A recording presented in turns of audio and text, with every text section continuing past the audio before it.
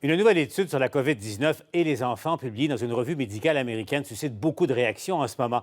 Vous savez, jusqu'à maintenant, les scientifiques s'entendaient sur un point. Au moins, les enfants sont moins touchés par le coronavirus et le propagent aussi moins que les adultes. Or, cette étude va peut-être dans le sens contraire. Les enfants de moins de 5 ans seraient d'importants vecteurs de transmission, selon ce qu'on peut y lire. On va en parler pour tirer ça au clair avec Nathalie Granvaux. Vous la connaissez, elle est professeure de biochimie à l'Université de Montréal, dirige aussi le laboratoire de recherche sur les virus au CHUM. Bon après-midi, professeur Granvaux. Merci d'être avec nous.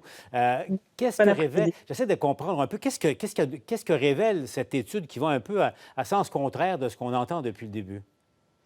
En fait, l'étude qui a été publiée, ce qu'ils ont fait, c'est qu'ils ont, mesuré, en fait, les niveaux de virus qu'ils ont été capables de détecter chez des gens de différents âges, incluant des enfants. Donc on a eu très peu d'études sur les enfants qui ont été publiées et elles commencent à sortir un petit peu et en fait, ce qu'ils ont démontré, c'est qu'on est capable de retrouver du virus en quantité au moins aussi importante que chez les adultes.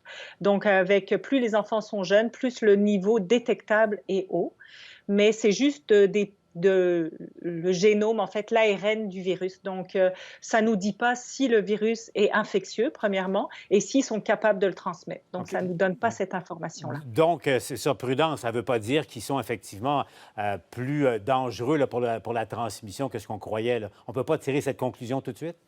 Non, on ne peut pas tirer cette conclusion-là. Il y a une autre étude qui avait été faite en Corée du Sud où ils avaient, eux, mesuré en retraçant les contacts. Puis ils avaient montré en fait que les jeunes entre 10 et 19 ans avaient la même capacité à transmettre que les adultes qu'ils avaient mesurés, mais que c'était un peu plus faible chez les enfants de moins de 9 ans. Donc ceux-là semblaient moins transmettre. Mais c'est des études à petite échelle encore, donc c'est un petit peu difficile de faire des conclusions générales. Il y a une étude plus générale au Canada où ils ont étudié un peu toutes les données qu'on avait et ils arrivent à la même conclusion que les plus jeunes transmettraient moins, mais qu'entre 10 et 19 ans, ils commencent à transmettre comme les adultes. Docteur Granvaux, professeur Granvaux, est-ce que ça risque de remettre en cause ce qu'on croyait acquis, justement, dans la connaissance du coronavirus? Et au fond, pour ceux qui ont à prendre des décisions pour la rentrée scolaire, pour les activités en CPE, est-ce qu'on peut conclure quoi que ce soit de ce qu'on apprend là-dedans? Ben écoutez, c'est sûr que chaque étude nous en révèle un petit peu plus. Je pense que si on suit, les décisions qui ont été prises jusqu'à maintenant, oui, la réouverture des écoles, des garderies avec des mesures en tout cas pour les plus jeunes. Si effectivement de 0 à 9 ans, ils transmettent moins, ben pour les garderies, on est quand même, sur les bonnes, pistes par rapport à ce qui a été réouvert et puis on n'a pas vu non plus de flambée dans les garderies, donc ça va dans le même sens.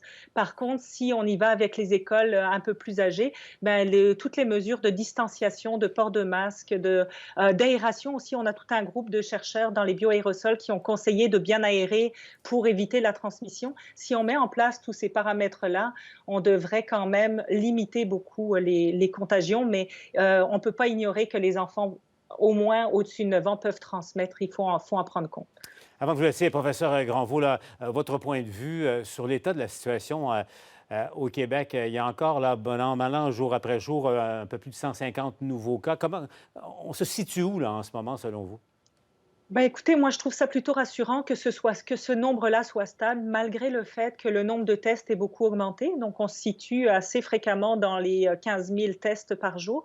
Donc, c'est quand même rassurant. On s'attendait à ce qu'il y ait des cas en réouvrant, là, on ne pouvait pas l'ignorer, mais je pense que ce que ça nous montre, c'est que pour l'instant, on est capable de les repérer, on est capable de diagnostiquer les gens, puis d'isoler. On n'a pas de flambée, mais ça reste fragile. Il faut continuer comme ça. Puis le port du masque va, j'espère, stabiliser ça. Et donc, si on reste comme ça, ben, on peut continuer d'avancer pour pas avoir à reconfiner comme on a vu dans certaines régions, dans certains pays. Professeur Granvaux, encore une fois, merci d'avoir été avec nous au TVA Nouvelles. Merci. Bonne journée.